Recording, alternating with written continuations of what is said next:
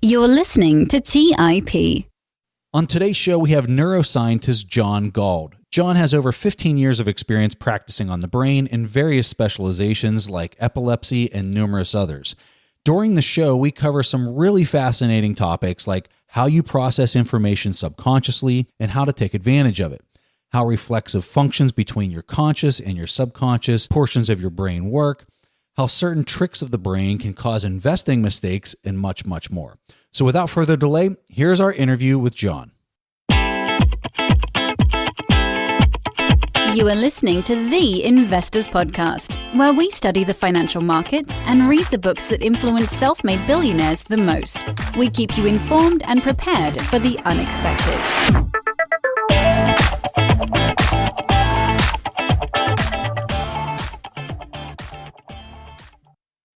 Hey everyone, welcome to the Investors Podcast. I'm your host, Preston Pish, and as always, I'm accompanied by my co-host, Stig Broderson. And like we said in the introduction there, we've got John Galt with us. John, welcome to the Investors Podcast.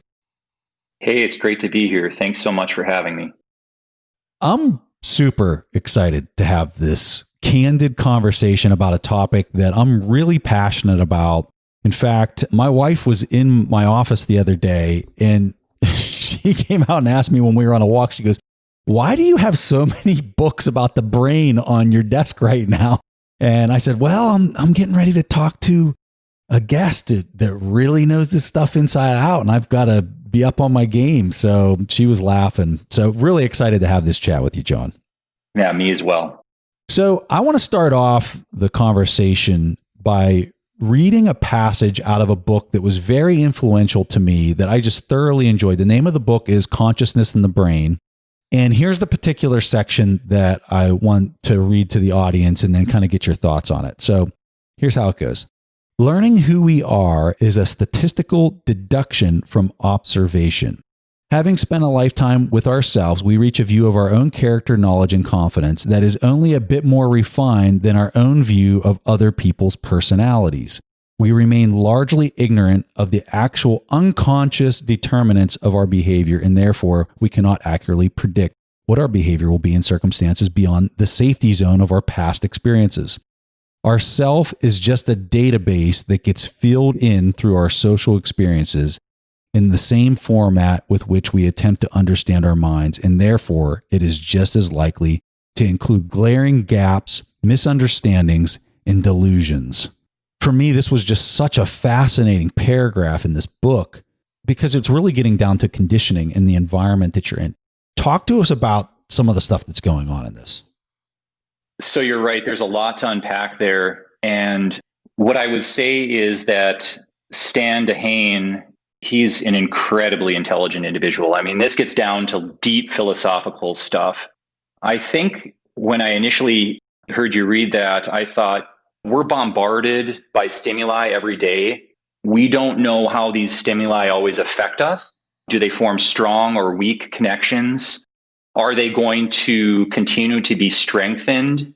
Do they reach our consciousness or just our subconsciousness? And things like what areas of the brain are involved in processing this stimuli?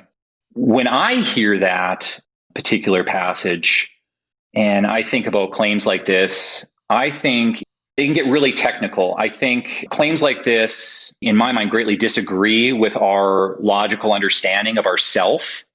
I think the greatest challenge in neuroscience is that we still don't understand some of the basics of the central nervous system.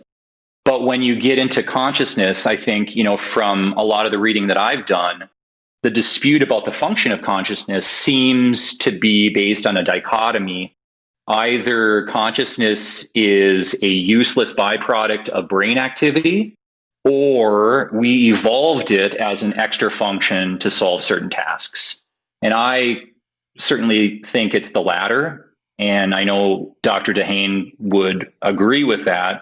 Dehane argues that the function of consciousness is to transform incoming data points into a clear summary. And then that information can then be carried forward in time, manipulated sequentially, and communicated to others. So when I read that book, I'm thinking about the passage you just read. One sentence that really stuck out with me was, it was at the very end of the book, and he said, as you close this book to ponder your own existence, ignited assemblies of neurons literally make up your mind. And so I remember reading that and then thinking and asking myself, well, what happened to me thinking or me making up my mind in certain situations? Because you're getting at whether it was a subconscious opinion or if it was a conscious opinion or reflexive in nature. Exactly. Yeah. I mean, you think about those number of sentences that you read at the beginning, and you think about all of the information that we got from that book. And, I think some of the main things that we learned as we went through is that neurons act entirely outside of our knowledge, right? Just like they do in artificial intelligence, if you're like designing a deep neural network. Yeah. Exactly.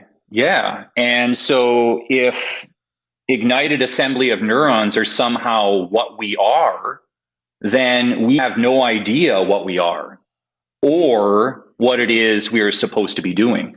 And so when I think about that paragraph, I mean, this stuff is deep. It's incredibly deep. That's kind of my thinking on those particular sentences. I'm a huge fan of his, and I think that he is an incredibly deep thinker about this stuff. But I think there's a lot to be learned here. And it further illustrates the fact that this is still a working hypothesis. I mean, we're still trying to figure out a lot about consciousness. We were so lucky to be speaking with Robert Cialdini, author of Influence and Persuasion. And we talked with him about Kahneman's book, Thinking Fast and Slow. And Cialdini just couldn't believe that Kahneman didn't talk about the powerful concepts like prospect theory that he won a Nobel Prize for. He instead focused on the simple yet powerful concept like being able to hold only one thought at a time. Could you talk to us about this idea? What is happening, and at the same time, what is happening in the brain as we are processing all that information?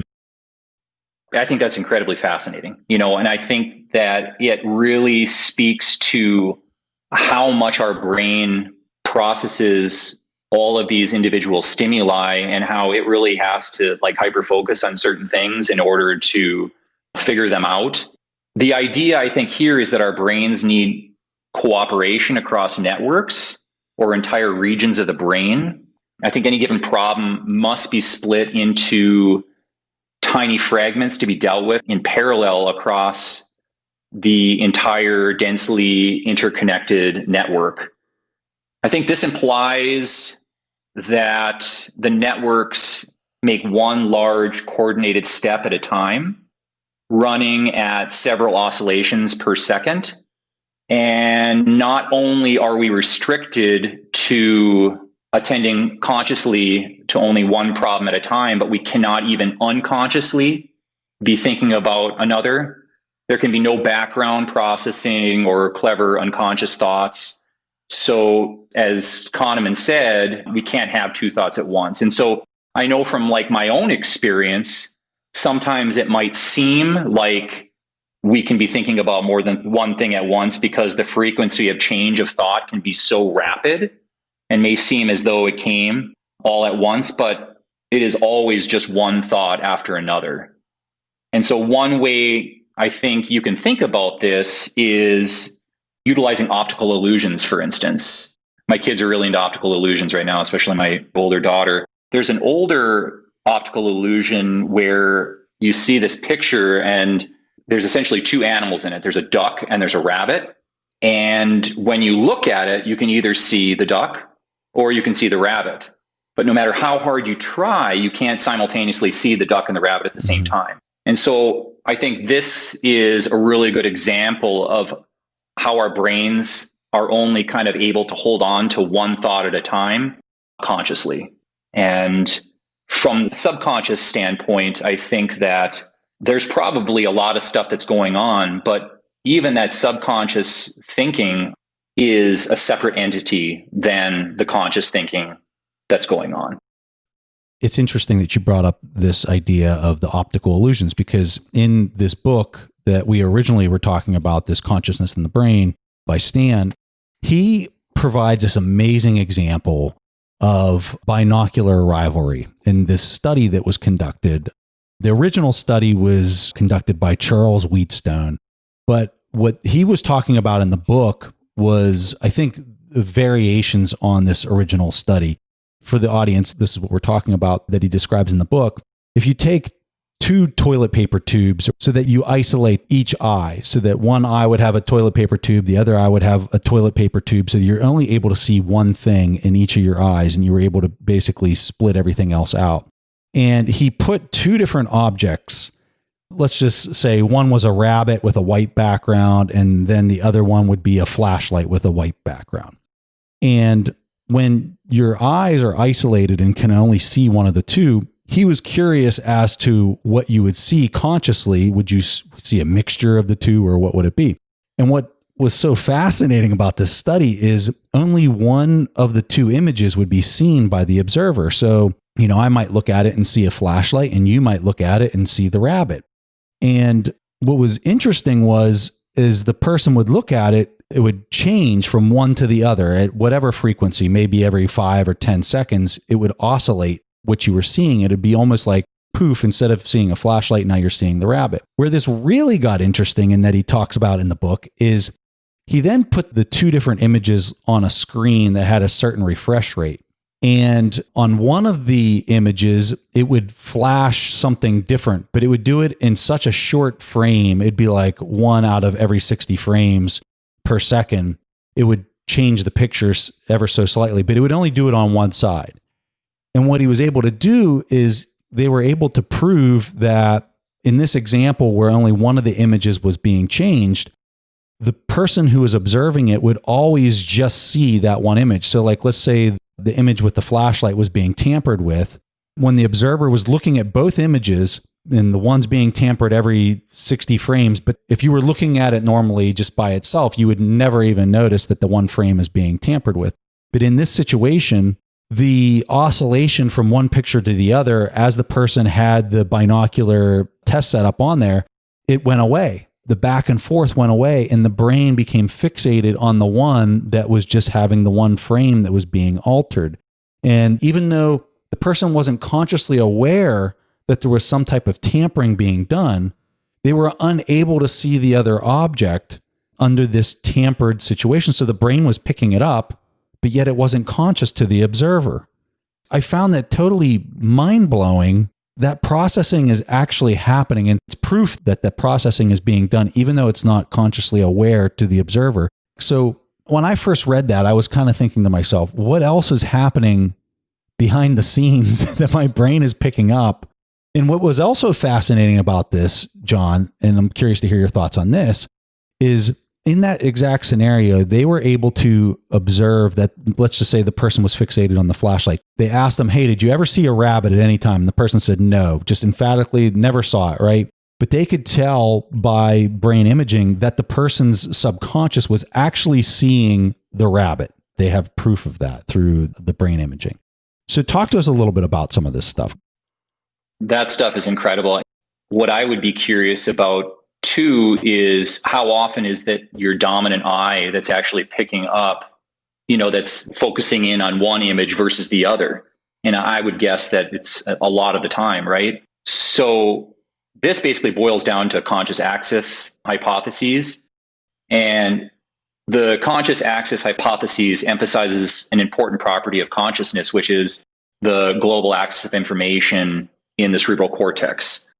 So the brain has multiple cerebral networks doing different things in parallel, and many of the systems do unconscious processing of information.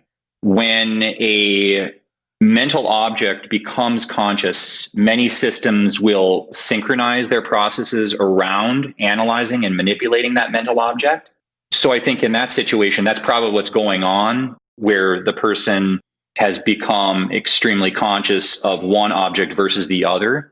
But the way this works is information becomes conscious through something that's called a top-down attention, whereby depending on whether we are absent or present mentally in the situation, and then the strength of the stimulus is going to determine how much those inputs will be assumed by our brain. So, for example, in the situation that you're talking about, we have this visual stimuli that's coming in, and the stimuli is exciting our retinal receptors in the back of our eyes. And these messages are then relayed on to the thalamus. And then from the thalamus, it's sent back way back of our brain, because that's where our primary visual cortex is. From here, there's a lot of stuff that's going on. If there's interference from previous or subsequent stimuli, and if it's great enough, the response to the stimulus weakens as it passes on to other cortical areas, where it may weakly encourage behaviors in ways called subliminal perception. However, in the absence of strong inhibition, the prefrontal and parietal cortices will send messages back to the primary visual cortex, and then the messages will continue to reverberate and amplify throughout the brain. So this stuff actually gets into a lot of the stuff that Dehane actually discusses quite a bit, which is that global workspace network, and really subjectively dictates the experiences that we have and whether they're going to be conscious or unconscious. So there's so much going on there. I think it's so fascinating when you think about the fact that clearly there are two totally different images that are being displayed to your eyes, but your eyes are only really focusing on one. And why is that? Yet, like you said, if they're able to represent that in a way where it shows that the person is still actually able to see the other object, it's just not becoming something that's conscious to, our higher cortical areas. So, that's kind of what I'm getting from it is, if you look at the study, I think a lot of it really kind of boils down to, again, where are we at? Are we present? Are we focused? Are we in the moment, as they say? And then what kind of strength is there in that visual stimulus in that case? So, John, what I'm thinking about as you say this, what pops into my head is this reflexivity property, and what is happening between the subconscious that's been filtered even before I have conscious access to it. In this example, it could be a rabbit that's not even in my conscious access. So you have this filtering mechanism that is taking place in this reflexivity of the conscious and subconscious mind. What is being filtered, and how much am I controlling it? When I first heard you say that, the first thing that I thought about was, sleeping at night. And I'm sure you have probably had this experience in your life where you're trying to work through something that is extremely difficult, right? And you're trying to wrap your mind around it, and you just can't seem to figure it out. And then you're like, you know what? I'm just going to sleep on it, as they say, right? So you go to bed, and in the middle of the night, and this has happened to me a number of times, you'll wake up and you'll be like, I know exactly what I need to do, or I totally understand what's going on there. And you're not consciously thinking about it because you're sleeping, right? But yet, like you said, we have these reflexive loops, these subconscious loops that are continuing to process that information and help us try to figure out what's going on. I think the difficulty in life is that there's so many distractions out there, right? And so our brain has to deal with a massive amount of information that constantly floods it from all the senses. And it's incredible that we can focus on what's important and tune the rest out, right? To me, that's just amazing. Our prefrontal cortex, for instance, would just get completely overwhelmed if there weren't particular circuits within the brain that inhibited certain signals and then allowed other signals to be able to continue on for us to be able to really hyper focus on those things. And so I think the main thing that I really think about with regard to that question is a person's ability to focus on something and their ability to filter those things so that, like I said, they can allow certain stimuli to have a more prominent effect, and then other stuff to just kind of fall to the wayside, I guess, if you want to say that. The way I kind of think about it is that every time we think or feel or do something in our life, we strengthen a particular pathway. And, from a psychological standpoint, you can see how that can have such a profound effect. I mean, if you've been told your whole entire life that you're not good at something and you just continue to subconsciously allow those things to cycle through your brain over and over again, you might not even know that those things are happening, and yet they're having a profound effect on your life. And so, as they say, habits are well-traveled pathways, right? So I think that a lot of times that's what it is. Like if we're studying a particular scientific phenomenon, like I've done in the past, and we're likely deeply thinking about these different ideas and are trying to figure them out, the more we work through and think about them, the more we strengthen those pathways, the more reflexive I think that thinking becomes. And it gets to the point where, like I was saying, with us hearing, what a horrible person we are earlier in our life, it reaches our subconscious and it almost becomes automatic. And so these same examples have been written about thousands of times over the years. I mean, I know in us talking in the past, you had mentioned Einstein, and that's a perfect example of how he was able to kind of think through some of these really complex ideas that he had to work through to basically achieve all of the brilliant things that he was able to achieve in his life. So it's funny you bring up the dreaming part. So I want to tell you a funny story that happened to me. So I had a buddy that I flew with whenever I was stationed in South Korea. We flew together. So this took place probably 10 years later. We were talking on the phone, and he was in grad school at this point. He told me, he goes, "Preston, I had a weird dream last night." I said, "Oh yeah, what was that?" And he goes, "For whatever reason, so-and-so that we used to fly with in South Korea was in the dream."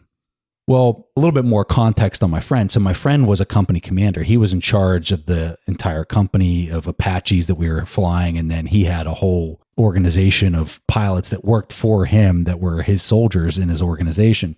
And the particular person that he had mentioned, I knew right away because he did not think very highly of this person, right?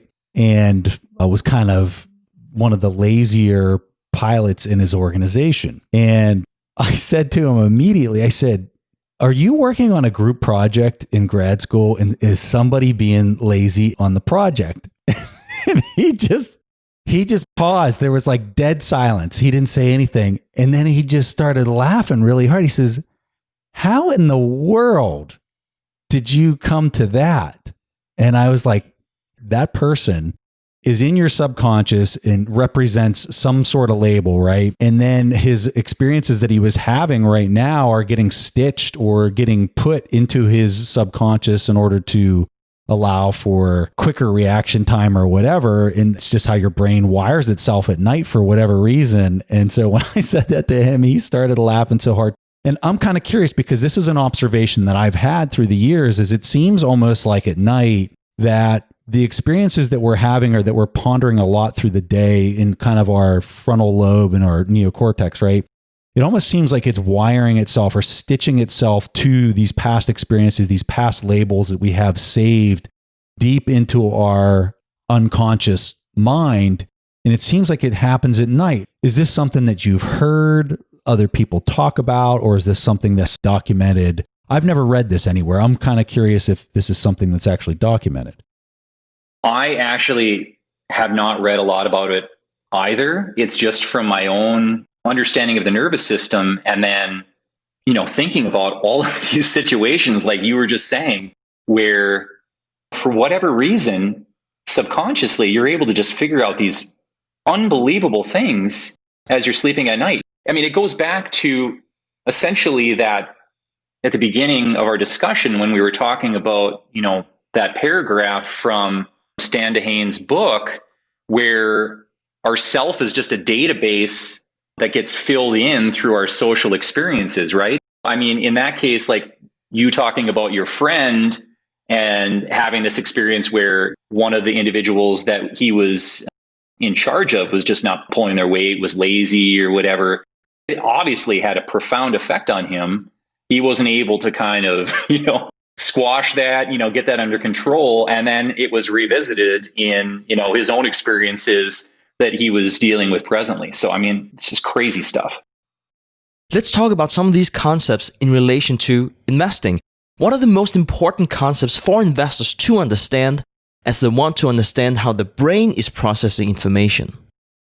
There's a couple that come to mind. One that I think is really interesting that I've been doing more reading about is neuroeconomics. I also think biases are really, really interesting.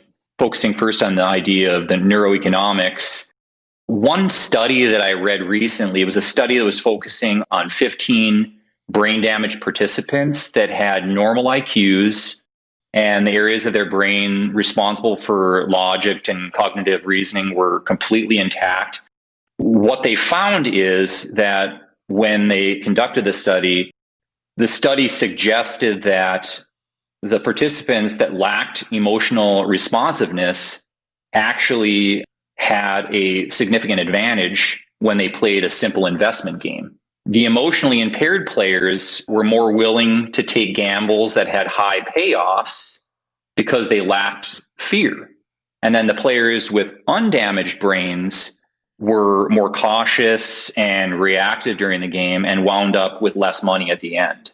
And then Daniel Kahneman has run some really cool studies with a number of different neuroscientists. One that I thought was pretty fascinating dealt with players who were given $20 and then they were asked to play a simple gambling game that involved 20 rounds of basically tossing a coin. And if they won the coin toss, they earned $2.50.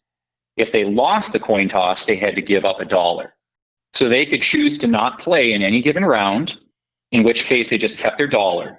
So from a logical standpoint, if you had to think about it, obviously the best strategy with a coin toss would be to do every single round of the game, right? Because since the return on a win has a much higher reward, obviously, than the potential of loss, the risk in each round was 50-50. It just makes sense that you would just continue to do each and every round.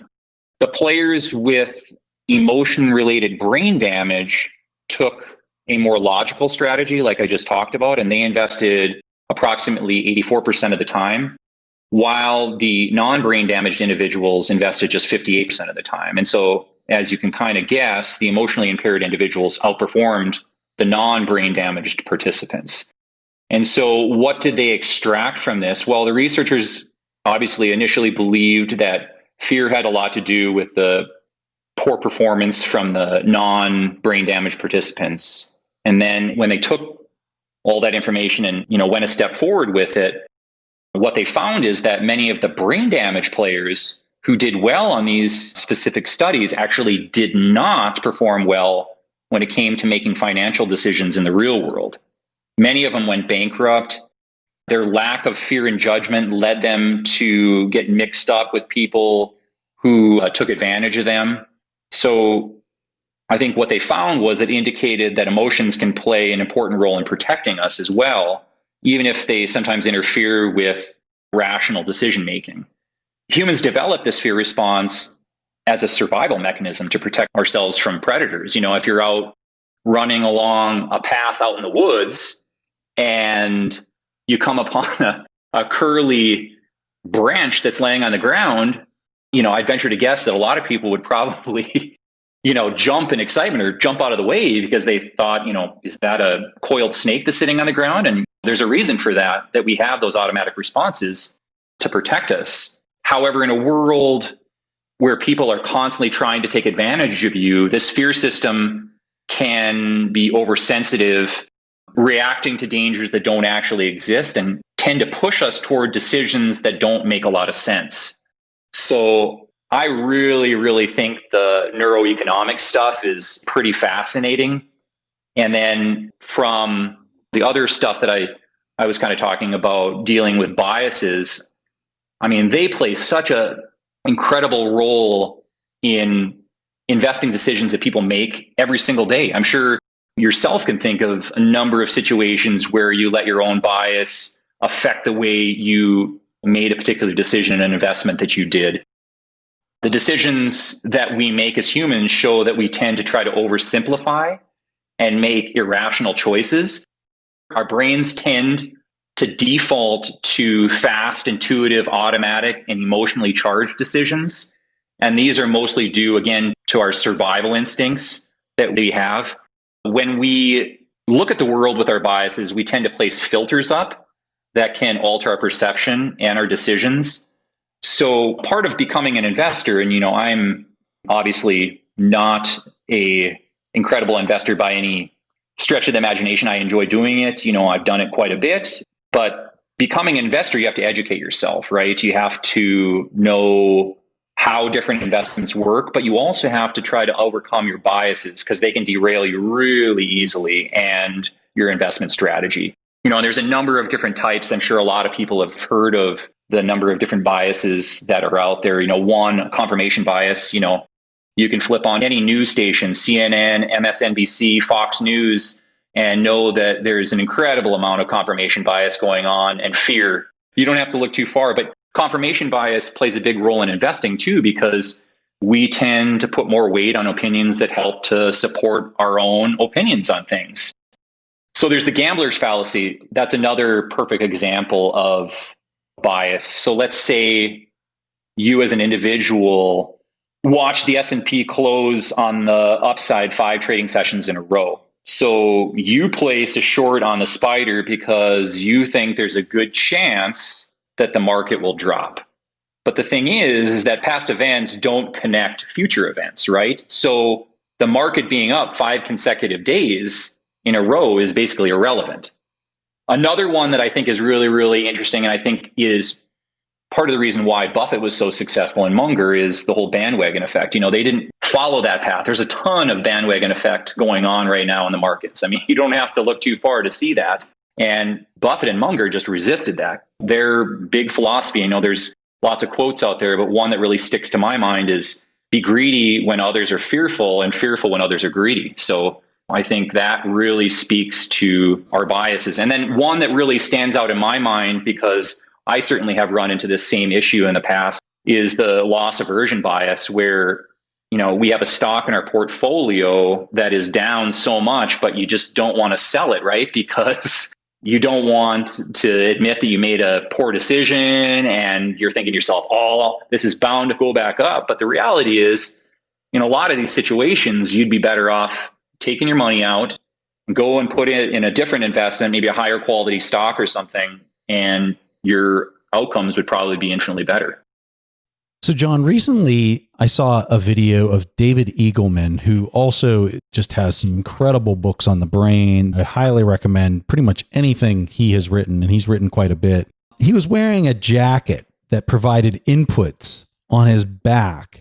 And then the inputs that were being put into his back, it was almost like these plastic, I'm going to call them needles, but they're not needles. It was like poking them in the back. It was like a matrix of them.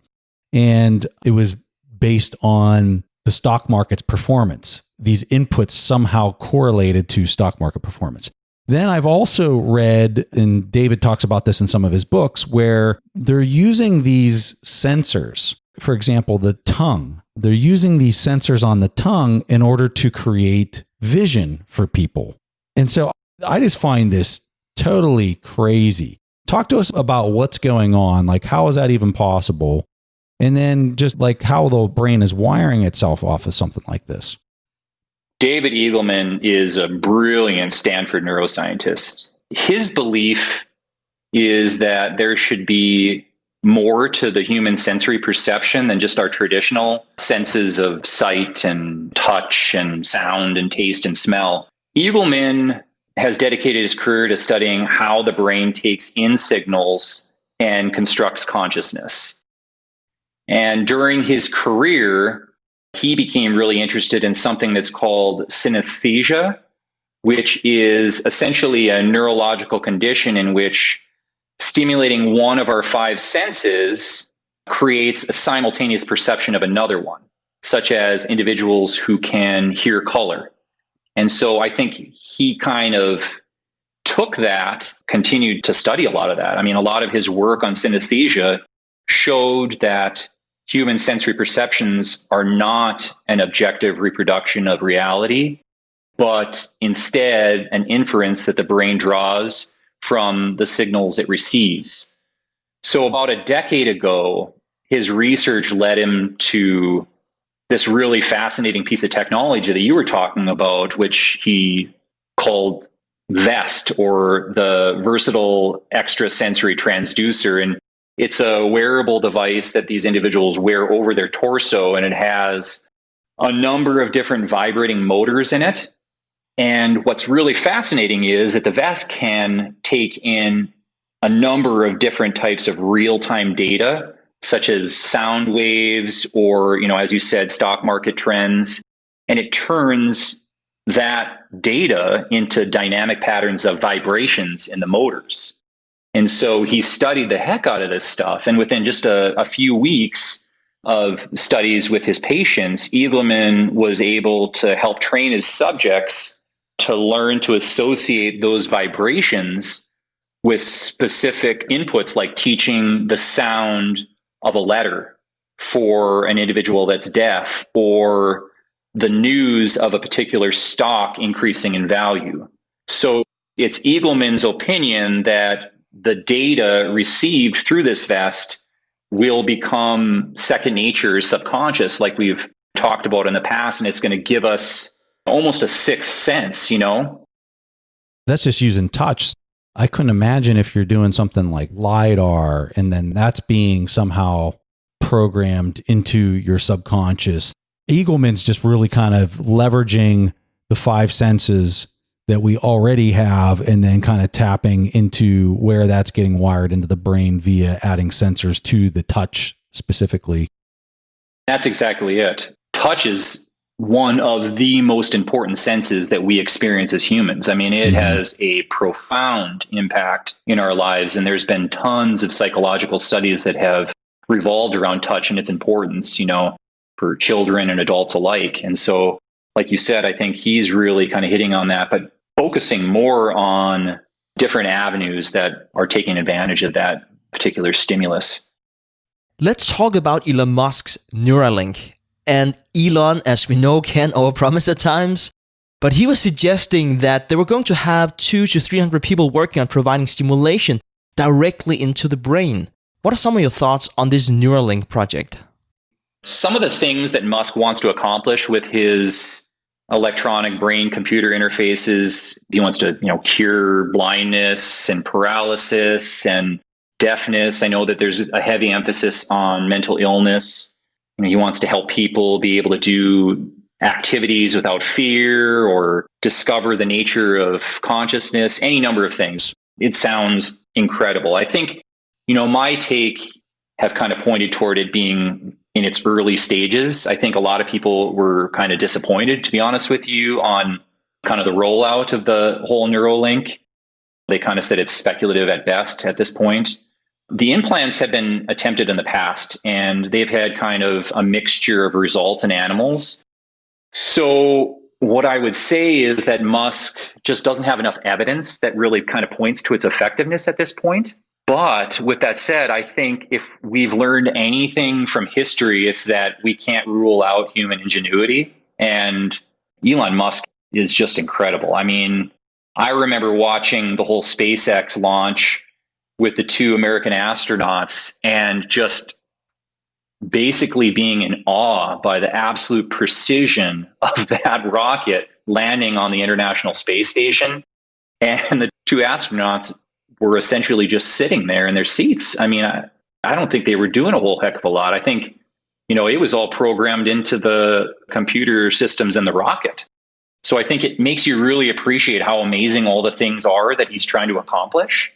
And, my philosophy in life is that whenever people say things can't be done, I say, you know what?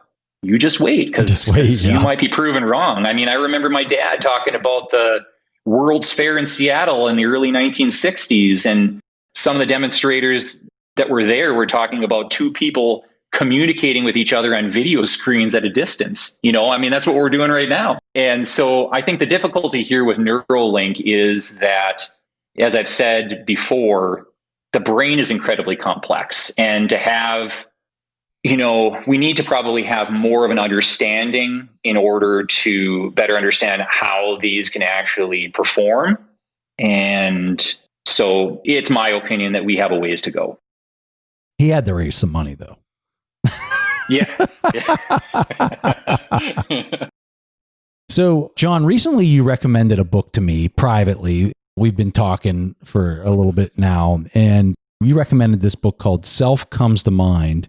And the really big point that I got out of this book, which I had never even thought about this idea before, was biological value. And as a value investor, this really struck a chord with me and how our bodies are conducting this biological value. So talk to us about biological value and why it's important. So Damasio's book is incredible. Biological value is essentially how we manage life. Like the cells are able to self-regulate through homeostatic mechanisms. We all operate on that same exact principle. In the book, he takes a modern retake on neurocorrelates of consciousness. The most important idea in his book, in my opinion, is the functional role of homeostasis and how it creates the biological value of life regulation.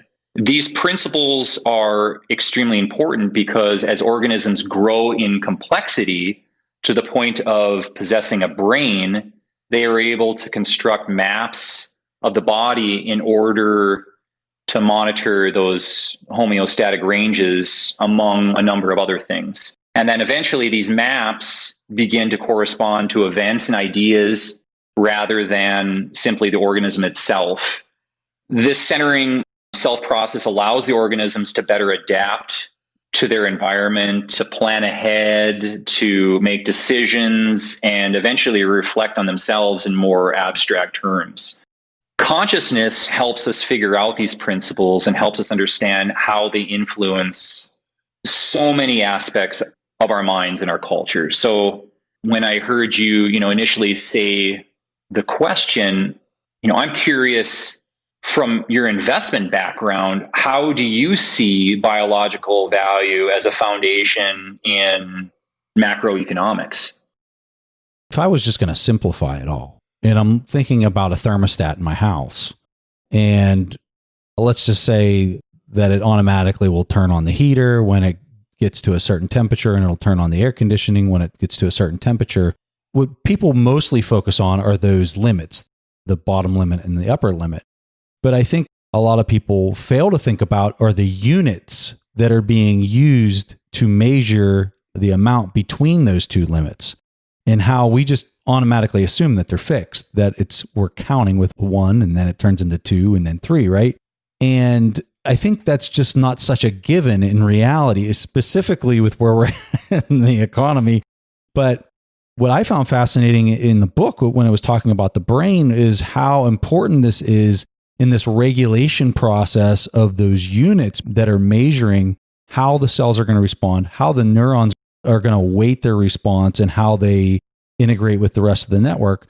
And it really got me thinking, and I know you and I talked previously in private about some of this and how it relates to the macroeconomy. And so I know that's why you were asking me, but when I look at the world right now, what we have is a fundamental change in those units that we're using to measure everything. And it comes to the cost of capital and how much we think interest rates should be, because that unit of account that we're measuring everything in, these fiat units, are getting debased constantly. And so when we're relating this back to biology, one of the things that was talked about in this book, Self Comes to Mind, is when a person does not have a good biological value system, the life form typically doesn't make it very long, or that it has major dysfunctions in the way that it's able to just perform its normal lifestyle or the life that it's living. It just wreaks havoc. And I guess when I'm looking at our global economy and central banks coordinated across the globe are adjusting their unit of account or that biological value system that we just kind of take for granted, and it's getting inflated and debased, the system can't function appropriately. And that's kind of where we're at. And I think that's right. I mean, I think, like you said, it all comes back to homeostasis. When we continue to give too much of a good thing, obviously there's a lot of people that argue that it's not a good thing, but in their eyes, I'm not certain they even know what they're doing sometimes. Or maybe it's become, as we've talked about privately, it's become such a habit that it's just reflexive, right? They're just seeing a certain problem and they're dealing with that in a reflexive way in order to help bring the system back to midline, if you want to say from that standpoint. That's a great segue into my next question. What is a common misperception about the brain? One thing that I think is commonly misconceived, and I've had conversations with people about this in the past, is the idea that we only use 10% of our brains. It's pretty fascinating to think that the human brain has so much untapped potential. Our brain represents essentially 3% of our body's weight, and it uses 20% of our body's energy. So it's an incredibly active organ. To think that at any given moment we're utilizing such a small portion of our brain, I think is silly, and it's been disproven. And John, you are talking about the conscious axis. We only have conscious access to 10%.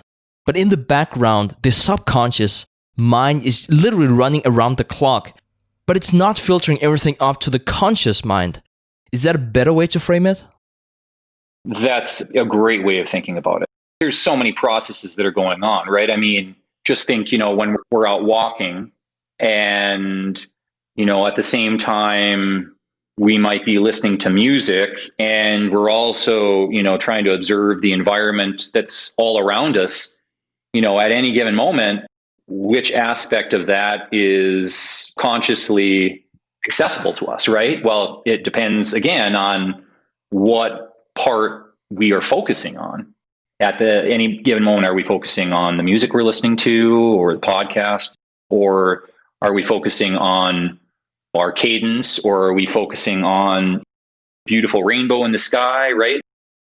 Perfect example is today I had to run out to this place and get a sandwich, which I really like the sandwiches here. And I'm in my car. And when I'm in my car, I'm listening to audiobooks. Like, that's just what I do. Well, I got this sandwich and I sat down in the car and I was like, you know what? I'm not turning on the audiobook. I'm not turning on music. I'm going to sit here and I'm going to eat my sandwich before I go anywhere because I want to enjoy the sandwich. And I knew that if I turned on the audiobook, I would have eaten the sandwich and not even realized or tasted it or anything. It would have just been done. And all I would have heard was the book. So it's a perfect example of what you're describing.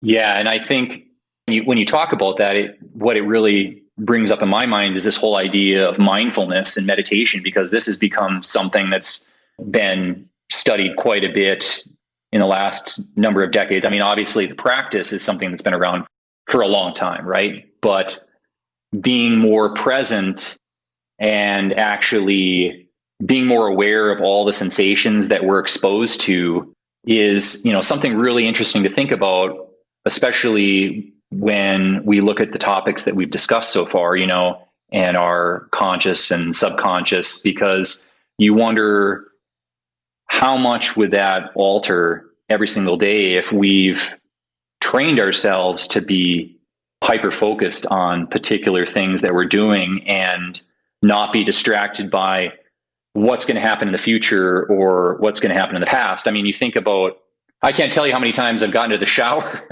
and then got to where I thought I was done and then thought, did I wash my hair yet? I mean, it's that same exact thing, and I don't have a lot of hair, but it's the same exact thing that you're talking about with regard to the sandwich. I've had that happen to me so many times. I'm with you on that. It was a perfect analogy because I can totally relate to that one. Getting back to this whole idea of us utilizing only 10% of our brains, I think, even from an evolutionary standpoint, I think it would be a pretty terrible idea in my mind to spend so much time and energy growing such a large brain if it wasn't used, right? I don't know. I mean, I hear people say that, a lot of it is been perpetuated by movies like Limitless with Bradley Cooper back from, 2010, 2011, whatever it was. But that's one of the common misconceptions that I think I hear from a lot of people that don't know a lot about the nervous system. John, I know you looked into a really interesting study of probiotics, and I think it really highlights an interesting aspect about the brain. Could you please talk to us about that?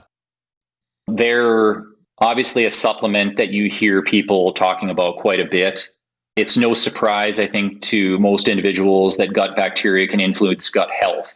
But it probably comes as more of a surprise that they might have a profound influence on the brain and our behavior, because they're finding this incredible connection between the gut and the brain. It's been known for a long time that there's, a significant component of the nervous system that's found in the gastrointestinal tract, but they're finding a lot of links with the central nervous system. Parkinson's disease is a neurodegenerative disorder that affects neurons that produce dopamine in the substantia nigra in the midbrain. And scientists appear to have found a link between Parkinson's disease and the gut. Misfolded proteins called alpha-synuclein are the primary hallmark of Parkinson's disease. And these proteins, what they do is they clump together and they destroy dopamine-producing cells in the brain. And the destruction of those cells causes all the different symptoms that we see, such as tremors with Parkinson's disease.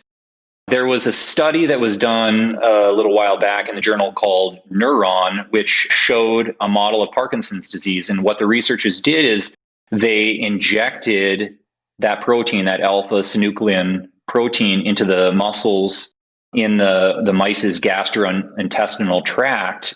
And in the experiment, these clumps traveled from the gut to the brain through the vagus nerve, which is cranial nerve 10. And within a few months, the mice developed symptoms that mirrored Parkinson's disease in humans. It's incredible.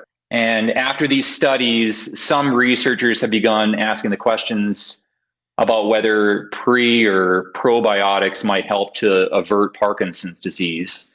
And they've done some studies with roundworms, a roundworm model that basically suggests that this theory might be worth pursuing. So really fascinating stuff. So let me ask you this on the stomach. So we have all this gut bacteria, which is just fascinating in itself because they've got their own genome. And I mean, there's trillions of them, right? The different bacteria that is helping digest the food.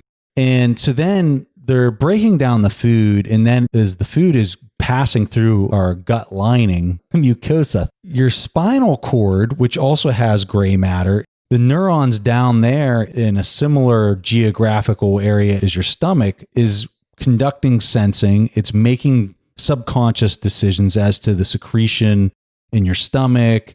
And so I guess I get frustrated when I hear there's 5 senses, because I think about all the sensing that's happening just in your stomach alone. And then it's hitting that neural net that's down there in your spinal cord and then making all these types of decisions. And it's all outside of our conscious access.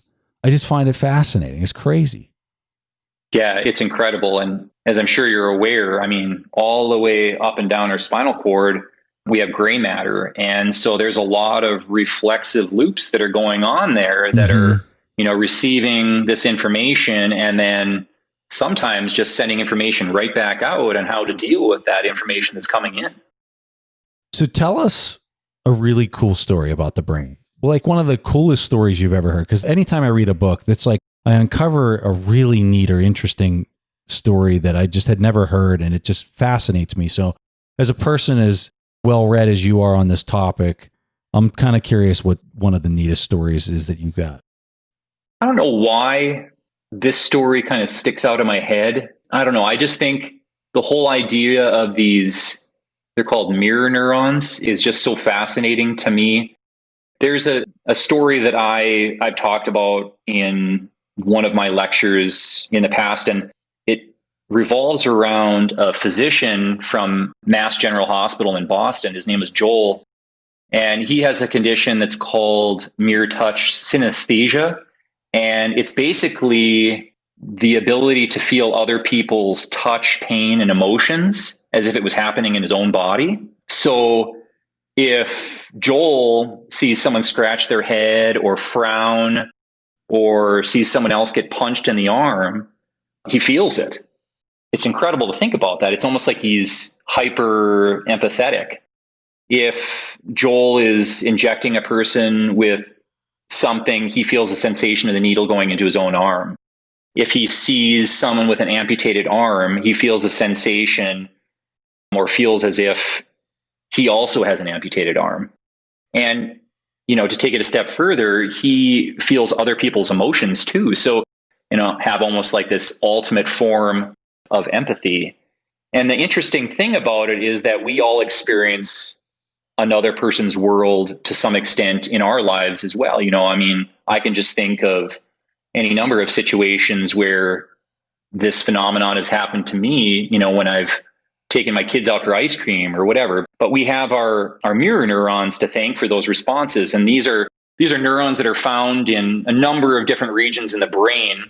And they help us to act in the same way as Joel. But the difference is that most of us receive veto signals from other cells that help to dampen the mirror neuron activity and allow us to distinguish what's happening to us versus what's happening to someone else around us. And when I think about this, I think, like I was saying, when I go and have ice cream with my kids, let's say I opt out and having ice cream, and my child is sitting there, eating a delicious bowl of ice cream from some ice cream shop that we decided to go to. I'm sitting there and I'm observing them eating it, and I'm understanding that particular action. And I've caught myself actually almost imitating taking that scoop of ice cream and putting in my mouth. Like I see him eating it and I have my mouth open, like, I'm going to do it myself. Right. But yet we're able to kind of reduce that activity from those mirror neurons and allow us to say, no, that's not me. That's my child eating the ice cream. Whereas in this patient's case, in Joel's case, he can't do that. And so I don't know. Like you said, there's a lot of different examples out there of really, really cool studies. I'm sure you're aware of the patient Eugene, or he's known as EP, who had the lesion from viral meningitis he had in his central nervous system, that it basically knocked out a portion of his medial temporal lobe, and he was no longer able to create new memories or have any short-term memory. This is a guy who's been studied to no end in neuroscience, but it actually further illustrates the whole idea of the 10% portion of our brain that's being used. Because if you have a small little area in our brain that when it gets knocked out has such a profound effect, I think it really speaks to how powerful all these little tiny areas are in our brains. And so in Eugene's case, this patient that had this viral encephalitis, it drastically changed his life to the point where he had breakfast in the morning he wouldn't remember. So he'd have like 5-6 breakfasts, right? It's interesting. I read a study, and the person was talking about criminals and people who just do the most heinous crimes. And the person who was being interviewed, they were asked, well, what's the common thread amongst these people?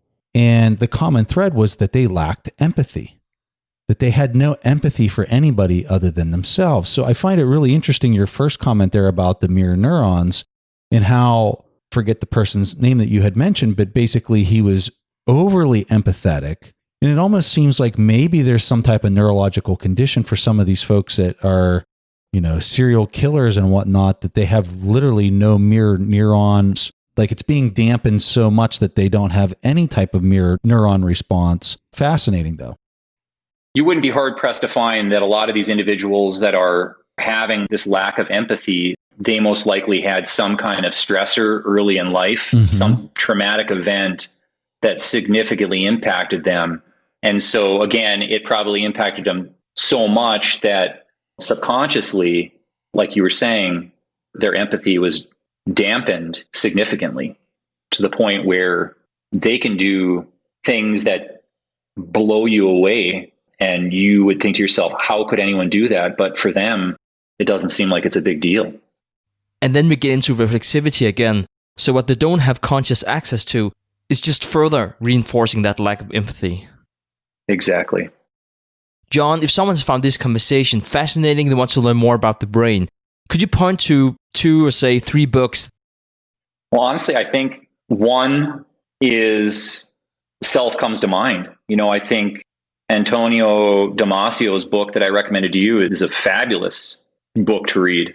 As we talked about, it's incredible from a biological standpoint, but yet it has so much applicability to the macroeconomics like you discussed.